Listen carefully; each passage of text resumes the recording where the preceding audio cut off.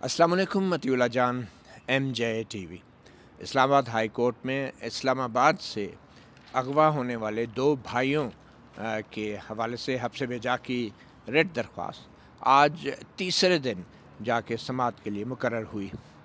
19 مارچ کو یہ دو سگے بھائی جو کہ سینئر صحافی احمد نورانی کے سگے بھائی ہیں، اور احمد نورانی اس وقت ملک کے مشکل حالات کے باعث خود ساختہ جلاوطنی کی زندگی گزار رہے ہیں، ان دونوں بھائیوں کو 19 مارچ کو چند نامعلوم افراد نے چند گاڑیوں کے اندر 18 اور 19 مارچ کی درمیانی رات کو اسلام آباد کے تھانہ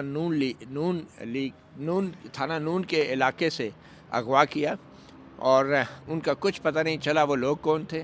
اور تھانے میں جو ان کے اہل خانہ ہیں احمد نورانی کے، ان دو بھائیوں کی جو والدہ ہیں اور ان کی سسٹر ہیں جو آج ہمارے ساتھ موجود ہیں، والدہ آمینہ بشیر اور ساحرہ بشیر جو ان کی سسٹر ہیں دونوں بھائیوں کی، انہوں نے درخواست دی تھانہ نون میں، اور ابھی تک ان کے اوپر ایف آئی آر نہیں کاٹی گئی۔ اور اسلام آباد ہائی کورٹ میں بھی جو ہے ایف آئی آر نہ کاٹنے کے حوالے سے جو حبس بجا کی جو درخواست دائر کی گئی تھی وہ مقرر نہیں ہو رہی تھی، اور آج چند صحافیوں اور وکیل اور ان دونوں اغوا شدہ بھائیوں کے جو اہل خانہ ہیں وہ سیکرٹری ٹو چیف جسٹس کے آفس میں گئے، ان کو بتایا کہ 3 دن ہو گئے ہیں، اور روایتی طور پہ حبس بجا کی درخواستیں ہنگامی بنیادوں پہ سنی جاتی ہیں۔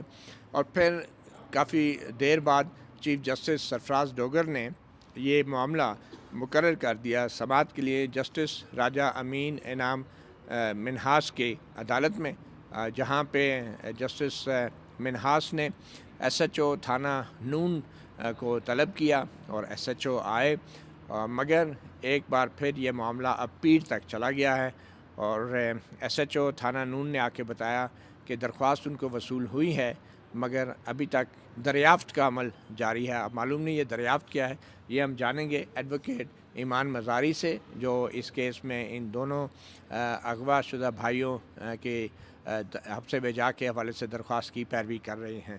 تو ابھی ایڈوکیٹ ایمان مزاری، یہ آرڈر ہوا کیا ہے؟ اسلام آباد ہائی کورٹ نے بظاہر تو یہ پہلے ہی 3 دن لیٹ ہو گیا، تو آج کیا حکم جاری ہوا ہے؟ دیکھیں، حکم سے پہلے تو یہ دیکھنے کی ضرورت ہے، جس طرح آپ نے ابھی ذکر کیا کہ جب ایس ایچ او صاحب آئے ہیں عدالت میں تو انہوں نے یہ تسلیم کر دیا ہے اوپن عدالت میں، ایک آئینی عدالت میں، کہ 3 دن ہو گیا میں نے پرچہ نہیں کاٹا، جو کہ 154 سی آر پی سی کی ریکوائرمنٹ ہے کہ جس سیکنڈ انہوں نے آپ کو یہ اپلیکیشن دی آپ نے اسی وقت اسے درج کرنا تھا۔ تو ایک تو ان کے حوالے سے ہم نے کورٹ کو کہا کہ جی ان سے پوچھا جائے کہ 3 دنوں سے انہوں نے پرچہ کیوں نہیں درج کیا، اور پہلی دفعہ ہم نے یہ دیکھا ہے کہ ایک حبس بھیجا کی درخواست میں پولیس سے یہ کہا گیا کہ ٹھیک ہے آپ منڈے کو اس پر رپورٹ لے آئیں، یہ نہیں کہا گیا کہ جی آپ پرچہ کیوں نہیں درج کرے۔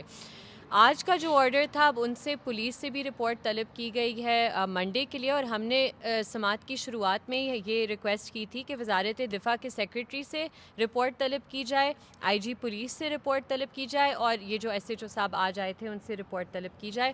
ابھی ریٹن آرڈر آئے گا تو ہمیں پتہ چلے گا کہ کیا وزارت دفاع سے بھی منڈے کے لیے رپورٹ طلب کی گئی ہے یا نہیں۔ تو عام طور پہ تو حبس بجا کی درخواستوں کے حوالے سے ہم نے سینئر وکیلوں سے سنا ہے کہ سگریٹ کی ڈبی کے اوپر بھی کوئی اگر درخواست کسی جج کو پیش کر دیتا تھا تو اس کے اوپر بھی ایکشن ہوتا تھا، اور اسی تاریخ اسی دن کو مقرر ہوتی تھی۔ تو یہ 19 مارچ سے آج تک یہ اتنی تاخیر کیوں ہوئی، اور اس دوران آپ لوگوں نے کیا کوششیں کی اس درخواست کو اسلام آباد ہائی کورٹ میں لگوانے کے لیے؟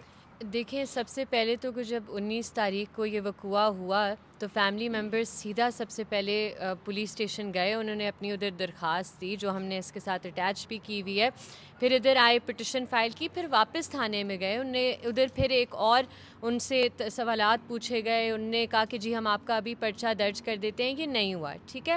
پھر یہ ہوا کہ ادھر ہم نے ریکویسٹ کی کہ جی کائنڈلی ہماری پٹیشن سیم ڈے لگا دیں، حبس بھیجا کی ہے، یہ تو جس طرح آپ نے کہا کہ اگر کوئی کاغذ کے صفحے پر ہاتھ سے لکھ کر میں عدالت میں چلی جاؤں تو عدالت باؤنڈ ہے کہ وہ اسی ٹائم پر سنے، لیکن اس طرح نہیں ہوا، اور پھر ہمیں کہا گیا کہ جی کل کے لیے لگے گی، یعنی 20 تاریخ کو۔ 20 तारीख की जब लिस्ट आई तो ये लिस्ट में कहीं नहीं थी। हम 20 तारीख को भी आए, सेक्रेटरी साहब से ख़ुद मैं मिलने गई उनके दफ़्तर में। मैंने स्पेशली उनसे रिक्वेस्ट की कि जी सर, ये हब्से बेजा का मामला है और जिस तरह इन दो नौजवानों को तशद्दुद करके वालदा और बहन के सामने तशद्दुद करके लेकर गए हैं, हमें बहुत खदशा है कि इन्हें कुछ हो जाएगा, इनकी लाइफ को थ्रेट है। लेकिन फिर भी आए बाय शाये करके ये पिटिशन नहीं आज लगाई गई। फिर जब आप सब आज सहाफ़ी हज़रात आए, जब वकला सारे इकट्ठे हुए, जब इनकी फ़ैमिली इधर आई, तो फिर हम इकट्ठे जब चीफ़ साहब के सेक्रेटरी के पास गए तो उन्होंने कहा कि जी ठीक है, अभी हम थोड़ी देर में बताते हैं। उधर भी ये ताख़ीर का शिकार हुई कि आपने उसी वक्त ये पिटिशन मार्क नहीं करवाई। आपने हमें कोई आई थिंक 2 घंटे हो गए थे, हम इंतज़ार कर रहे थे, फिर जाके ये मार्क हुई जस्टिस इनाम अमीन मिन्हास साहब के सामने। उधर भी जुम्मे के बाद ये टेक अप हुई। पहले हमें कहा गया कि जी ये मंडे को ऑब्जेक्शंस मैं ओवर रूल कर लेता हूँ, और फिर मंडे को ये लगेगी। हमने रिक्वेस्ट की कि नहीं जी, काइंडली लाइफ और लिबर्टी का मामला है, आज ही इसे नंबर करवा के हमें सुन लें, नोटिस आज जारी कर दें। 15 मिनट बाद फिर फ़ाइल वापस आई, नंबर हो के रिट पिटिशन नंबर लगा, तो हमने नोटिस की रिक्वेस्ट की और हमने, जैसे मैंने आपको बताया, रिस्पोंडेंट्स 2 से 4 वज़ारत दिफ़ा, IG और SHO पुलिस स्टेशन नून से हमने कहा इमीडिएट रिपोर्ट आज ही तलब करें। लेकिन सिर्फ पुलिस स्टेशन नून के SHO को इधर बुलाया गया और जो उन्होंने जवाब दिया वो किसी भी आईनी अदालत के लिए किस तरह तसल्ली बख्श हो सकता है। लेकिन फिर भी ये मामला मंडे तक चला गया है और जिस टाइम तक 6 दिन हो जाएंगे कि एक पर्चा नहीं दर्ज हो रहा एक कॉग्निजेबल ऑफेंस के लिए, और पुलिस वालों ने तो ये भी ज़हमत नहीं की कि फ़ैमिली जो है वो अदालत में थी, उन्हें कह दे कि जी हम अभी तक हमने ये स्टेप्स लिए हैं। अभी तक जो स्टेप्स उन्होंने लिए वो ये है कि वो कह रहे हैं हम दरियाफ्त कर रहे हैं। प्री इन्वेस्टिगेशन का तो कोई कॉन्सेप्ट ही नहीं है कानून में, तो कौन सी दरियाफ्त हो रही है पर्चा दर्ज होने से पहले। और दूसरा, मती साहब, ये बहुत ज़रूरी बात है, ये एविडेंस को टैम्पर करें, ये एविडेंस को डिलीट करने की कोशिश करें। इनने जाकर इनके हमसायों से CCTV फुटेज जो थी गुमशुदगी की वो सीज़ की हुई है। तो अगर कोई पर्चा नहीं है तो आपने उसे कस्टडी में कैसे लिया है और किसी और को एक्सेस नहीं है उस फुटेज तक। तो इसका मतलब तो ये हुआ कि पुलिस भी गुरेज़ा हैं, इस्लामाबाद हाई कोर्ट के जज भी गुरेज़ा हैं, और सबसे बढ़ के ये कि इतना बड़ा वाक़या है, इस्लामाबाद वफाकी दारुल हुकूमत में 2 सगे भाइयों को घर से उठा के मसल्ह लोग अगवा करके ले गए हैं, और ना वज़ीर दाखिला मोहसिन नकवी के कान पे जूं रेंगी है, ना वज़ीर इत्तलात के कान पे जूं रेंगी है, ना वज़ीर आज़म को इस हवाले से। हुकूमत तो जैसे इस मामले में वो कहती है हमारा कोई ताल्लुक़ ही नहीं है, तो शहरियों का तहफ़्फ़ुज़ या शहरियों की हिफाजत का ज़िम्मेदारी जो है हुकूमत की नहीं है, तो फिर किसकी होगी। तो मैं आमना बशीर आपसे जानना चाहूँगा, अहमद नूरानी की आप वालिदा हैं और वो बड़े मुश्किल हालात में अमेरिका में गए हैं, तो ये जो दोनों भाइयों को जब अगवा किया गया तो ये जो लोग थे उन्होंने अपना तारुफ क्या कराया कि ये कौन लोग हैं, कितने लोग थे और कैसे उन्होंने किस इल्ज़ाम में गिरफ़्तार किया, कुछ बताया गया आपको? वो तो ऐसे आए हैं, हमारे घर ऐसे हैं जैसे कोई हम क्रिमिनल लोग हैं या कोई डाकू हैं जो यहाँ पे छुपे हुए हैं, जिनको बंदूकें थी, सबके पास 10-12 बंदे थे और बाहर गेट बेलें दे रहे थे बार बार। मैंने पूछा कौन है, तो कहते हैं हम पुलिस हैं। मैंने कहा कि आप बताएं कौन सी पुलिस है, कहाँ से आई है, कि क्या मसला क्या है, हमारे घर में क्या मसला है, अभी यहाँ क्यों आई, आप दरवाज़ा खोलें फिर बताएंगे। मैंने कहा ऐसे तो मैं दरवाज़ा नहीं खोल सकती, आप अपना नाम बताएं, जिस थाने से हैं उसका नाम बताएं। लेकिन नहीं मान रहे थे। उसके बाद फिर कहते हैं कि अगर आपने दरवाज़ा ना खोला तो आप अपना से, आप पहले कहते हैं कि हमें अपना वो दे दें, शनाख्ती कार्ड दें, हम फिर चले जाएंगे। मैंने उनके दिल में था कि शनाख्ती कार्ड देंगी तो दरवाज़ा खोल के देंगी, मैंने ऊपर से पकड़ा दिया।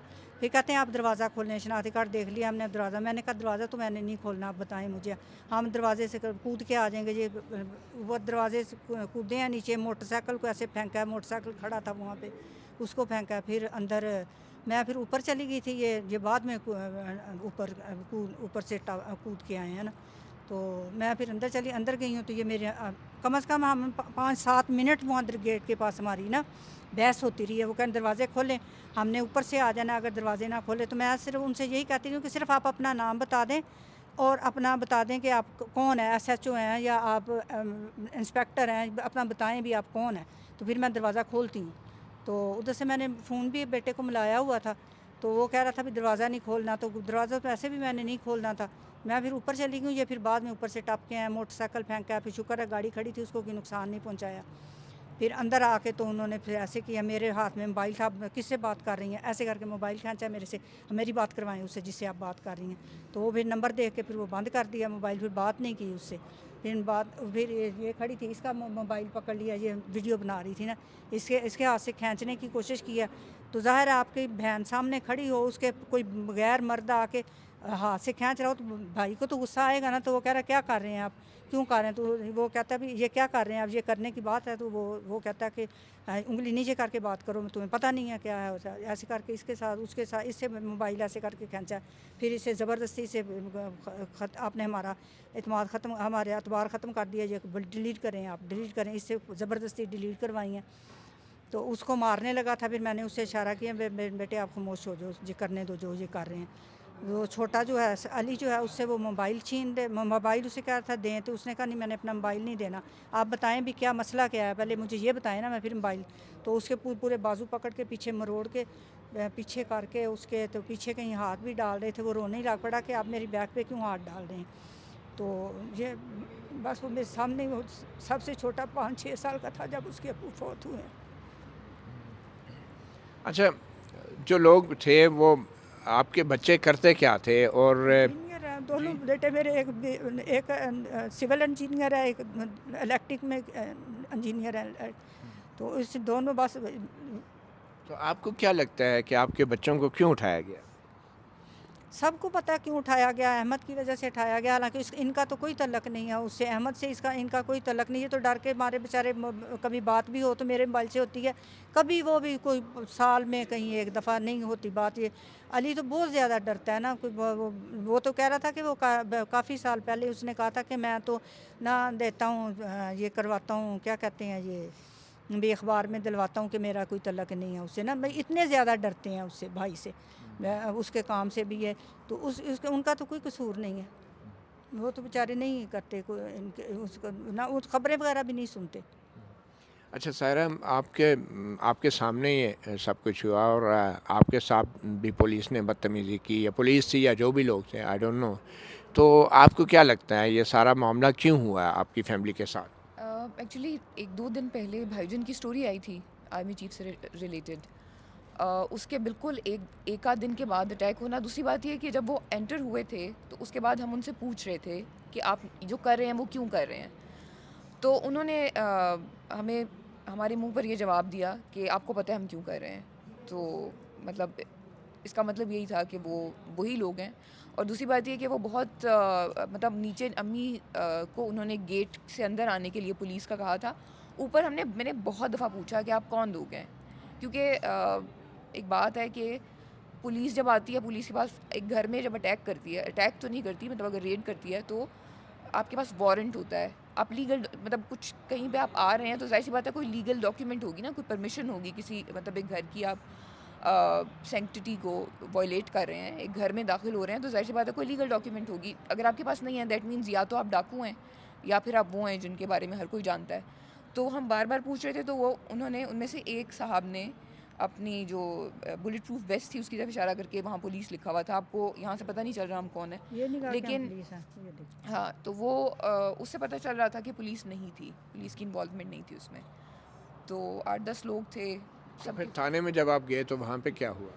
ہم تھانے میں گئے تو وہاں پہ اگر ہم ویسے کہیں تو ان کا بڑا فرینڈلی ان کا رویہ تھا, اور ہمیں ایسے لگ رہا تھا کہ شاید وہ ہم سے یہ پوچھ رہے تھے آپ نے رات کو ہی ہمیں 15 پہ کال کیوں نہیں کی, رات کو کیوں نہیں جیسے ہمیں وہ گلٹ ٹرپ پہ آپ کو بھیج رہے ہوتے ہیں نا. لیکن ہم نے آپ کو اگر نہیں کی, مطلب ایک بات ہے کہ ہم اتنے ڈرے ہوئے تھے ایک تو, اور دوسری بات یہ بھی ہے کہ ہمیں یہ پتہ لگ گیا کہ ایجنسی کے لوگ ہیں شاید. تو مطلب اس ٹائم پہ کیونکہ بھائی سے بھی کمیونیکیشن ہو گئی, تو ہمارے ذہن میں یہ نہیں آیا کہ ہمیں 15 پہ کال کرنی چاہیے, ٹھیک ہے. تو وہ ہمیں یہ کہہ رہے کہ آپ نے 15 پہ کال کیوں نہیں کی, مطلب تو ہمیں لگا کہ اچھا یہ ابھی سے کچھ کر دیں گے نا, مطلب اگر میں ابھی لکھ کے دے رہی ہوں اور وہ کہہ رہے ہیں ہم تو انتظار کر رہے تھے, ہمیں تو رات کو گروپ سے انفارمیشن ملی تو ہم تو ویٹ کر رہے تھے کہ کوئی ہمیں کال کرے, ہم تو آپ کا گھر ڈھونڈ رہے تھے. پھر انہوں نے ہمیں یہ ہماری اس کی بجائے انہوں نے کہا کہ آپ اردو میں اپلیکیشن لکھ کے دیں, تو ہم نے اردو میں اپلیکیشن لکھ کے دی, اور وہ اسی ٹائم انہوں نے کسی کو بھیجی اور کہہ رہے تھے کہ ابھی پروسیس کرتے ہیں. لیکن اس کے بعد ہم مسلسل ایمان صاحبہ بھی اور باقی بھی جو لوگ ہیں, اور مطلب میں مسلسل جو تھی رابطہ کرنے کی کوشش کرتی رہی ہوں. میرے خیال میں اسی دن شام کو 5 بجے جو مجھے میسیج ریسیو ہوا ہے اس میں جو نمبر تھا میں نے اس پہ ڈائل کیا مسلسل. پہلے تو کوئی اٹھا نہیں رہا تھا, شام میں بہت لیٹ اٹھا کے آگے سے بندے نے کہا کہ میں تو یہ بندہ نہیں ہوں جو جس کی آپ بات کر رہی ہیں. پھر 3-4 ڈفرینٹ لوگوں سے کرنے کے بعد الٹیمیٹلی وہ جس نام کا بندہ تھا اس تک جب میری کال ملی تو اس نے مجھے یہ کہا کہ آپ کو غلط بتایا گیا, مجھے تو یہ سائن ہی نہیں ہوئی. پھر اس نے مجھے ایک اور بندے کا کہا کہ اس کو سائن ہوئی ہے. اس کو میں نے کال کی تو جب میں نے اس کو سے کنیکٹ ہوئی تو اس نے کہا کہ ہاں مجھے سائن ہوئی ہے, آپ کو ایف آئی آر میں ابھی تھانے جا کے بھجوا دیتا ہوں اسی کاپی. اور لیکن اس کے بعد وہ صرف ان صاحب نے ایکچولی فون بند کرنے کے لیے وہ کیا تھا کہ میں فون بند کر دوں. اس کے بعد سے میں ان کا نمبر ڈائل کر رہی تھی, تھانے کا نمبر ڈائل کر رہی تھی, کسی نے پک نہیں کیا. اچھا ایمان, یہ کس کو فریق بنایا ہے آپ نے اپنی سب سے بیجا کی درخواست میں, کون لوگ؟ اس میں متی صاحب federation of Pakistan through secretary interior ہے, پھر سیکرٹری وزارت دفاع ہے, پھر آئی جی پولیس اسلام آباد ہیں, اور پھر S H O police station نون ہے. یہ 4 فریقین ہیں اس کیس میں. تو ابھی جو ایگزیکٹ آرڈر ہے کورٹ کا, کیا ان چاروں کو کوئی تحریری جواب جمع کرانے کا کہا گیا؟ دیکھیں ہم نے تو اسپیسیفائی کیا تھا کہ کیونکہ آبویسلی الزام وزارت دفاع کے جو ان کے تحت ایجنسیز ہیں ان پر ہے, تو ان سے رپورٹ آج ہی منگوائی جائے. وہ آبویسلی نہیں ہو سکا. اب جب ریٹن آرڈر آئے گا تو ہمیں پتہ چلے گا کہ کیا جو ہم نے ریکویسٹ کی تھی اور جس کی ہم شناخت کر رہے ہیں ان سے کوئی جواب طلبی ہو رہی ہے یا نہیں. تو کیا خدشات ہیں, یہ جو اب پیر تک معاملہ چلا گیا ہے, تو اس دوران آپ کو ان دونوں اغوا شدہ بھائیوں کے حوالے سے کیا خدشات ہیں بطور ایک وکیل؟ جی صاحب, ظاہری سی بات ہے جو یہ ایک دن یا کچھ گھنٹے بھی لوگوں کے ساتھ کسٹڈی میں کرتے ہیں, اینڈ میں محتاط ہونا چاہتی ہوں, آئی ریئلائز کہ میں ان کی والدہ ان کی فیملی کے ساتھ اس ٹائم پر بیٹھی ہوئی ہوں, لیکن جو وہ لوگوں کے ساتھ کرتے ہیں ہمیں یہی خدشہ ہے کہ ان کی لائف کو تھریٹ ہے, ان کی زندگی خطرے میں ہے. اور یہ جو اغوا کار ہیں پہلے بھی ان کے ہاتھوں انہوں نے جو کیا ہوا ہے, یہ جو پریکٹس ہے جبری گمشدگی کی, ماورائے عدالت قتل کی, یہ پریکٹس کے لیے یہ جانے جاتے ہیں. تو آبویسلی جو ہماری اپریہنشنز ہیں وہ وہی ہے جو ہر وکیل کی, ہر فیملی ممبر کی ہوں گی کسی بھی مسنگ پرسن کے حوالے سے. اچھا, آپ پہلے بھی اسلام آباد ہائی کورٹ میں حبس بھیجا کے بہت سے کیسز میں پیش ہوتی رہی ہیں. آج جسٹس راجہ انعام امین منہاس کی عدالت میں آپ کو کیا لگا؟ پہلے ججز کیسے رسپانس دیتے تھے اور آج جسٹس منہاس کا رسپانس کیا لگا آپ کو؟ دیکھیں میں آنیسٹلی اگر بات کروں تو میں کافی ڈس اپوائنٹڈ ہوں اوور آل اس پورے کورٹ سسٹم سے, کہ جس طرح یہ پٹیشن 3 دن لگی نہیں, اور پھر لگ بھی جب گئی تو آپ نے کوئی سوال جواب نہیں کیا ایس ایچ او صاحب سے. وہ اپنے تھانے کو چلا رہے ہیں, ان کی ذمہ داری ہے, بک اسٹاپس ود ہم. آپ نے ان سے یہ ایک سوال نہیں پوچھا کہ 3 دن سے وہ جب کہہ رہے ہیں کہ 19 تاریخ کو مجھے پرچے کی درخواست وصول ہوئی ہے, 19 سے آج تک کیا کیے, اتنا تو ان سے پوچھ لیں. یہ بھی نہیں پوچھا, یہ معاملہ بھی منڈے تک چلا گیا ہے. تو یہ بہت ڈس اپوائنٹنگ ایٹیٹیوڈ ہے. اور اس سے مجھے یاد آتا ہے کہ جب عامر فاروق صاحب چیف جسٹس تھے ادھر, تو ایک مسنگ پرسن کا کیس تھا, راشد حسین, جو اب لارجر بینچ میں چل رہا ہے. ان کی والدہ بس خاتون آتی تھی ان ہیئرنگس کے لیے, اور انہیں ایک تو جس طرح سے رویہ تھا وہ سب کے سامنے ہے مسنگ پرسنس کا, ان کے حوالے سے کیا رویہ تھا, لیکن بار بار وہ ایک ہی آرڈر کرتے تھے کہ فارن افیئرس کی منسٹری یہ ویریفائی کر دیں, وہ ویریفائی کر دیں, بار بار ایک آرڈر جس کی کمپلائنس نہیں ہو رہی. اسی طرح جب آپ ایک آج آئینی عدالت میں کھڑے ہوئے ہیں اور ایک ایسے جو تسلیم کر رہا ہے کہ اس نے قانون کی خلاف ورزی کی ہے, کم از کم آپ آئی جی صاحب کو اتنا تو لکھ کر بھیج دیں کہ اس کے خلاف محکمانہ کارروائی ہو. یہ بھی نہیں ہوا, تو اب ہم آگے اس پر کیا کہیں؟ بہت شکریہ, اور ہمیں امید ہے کہ دونوں بھائی جو ہیں وہ بازیاب ہو جائیں گے. ہم ان کی زندگی اور صحت کے لیے بھی دعا گو ہیں. بہت افسوس ہوتا ہے جب ہائی کورٹ جیسی آئینی عدالت کے اندر ایک سرکاری ملازم ایس ایچ او لیول کا بندہ پیش ہو اور جج اس سے یہ سوال بھی نہ کرے کہ 19 مارچ سے لے کے آج تک درخواست کے اوپر ایف آئی آر کیوں نہیں کاٹی گئی. اور ایف آئی آر بھی کیا, نامعلوم افراد کے خلاف ہی آپ لوگ کہہ رہے ہیں, نامعلوم افراد یا کسی کو نام لے رہے ہیں؟ نہیں دیکھیں, آبویسلی متی صاحب ہم نے پٹیشن میں بھی کہا ہوا ہے کہ منسٹری آف ڈیفینس کے تحت جو ایجنسیاں کام کرتی ہے, لیکن پرچہ میں تو یہی لکھا ہوا ہے کہ نامعلوم افراد ہیں, ہمیں ان کی اسپیسیفک شناخت تو نہیں پتہ کہ وہ کون ہے. تو نامعلوم کے خلاف بھی آپ نہیں پوچھ سکتے. تو اگر نامعلوم افراد کے خلاف بھی ایف آئی آر درج نہیں ہو رہی تو پھر معلوم افراد کے خلاف اس ملک میں FIR کیسے درج ہوگی اور ایسے مقدمات کا فیصلہ کیسے ہوگا؟ مطیع اللہ جان، MJ TV سے اتنا ہی، اجازت دیجیے، اللہ حافظ.